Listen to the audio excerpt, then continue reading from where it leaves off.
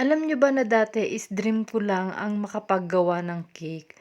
So, gustong-gusto ko talaga noon na mag-bake. Pero, dahil nga ako ay walang gamit is ang tagal ko bago nagawa ito. Napakadami ko na ring sinubok na hanap buhay. Naging online seller ako.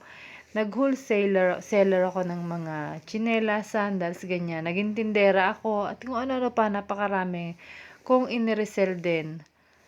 Nagtrabaho din ako sa company, pero ito talaga yung pinakagusto ko at pinilit kong matutunan kaya inunti-unti ko na mabili lahat ng mga dapat gawin.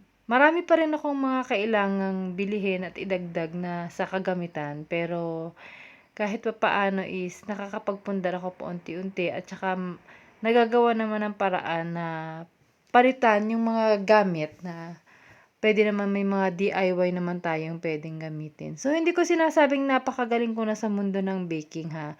Ang para sa akin lang is 'pag talagang gusto natin at hilig natin ay i-push natin, 'wag natin pa ipagsawalang-bahala. So, gawin natin, 'wag tayong titigil. Kagaya nito, happiness ko na ito, masaya ako kahit nakakapagod. 'Pag nakakagawa ako ng isang cake at nakikita ko ang outcome is napakasaya ko.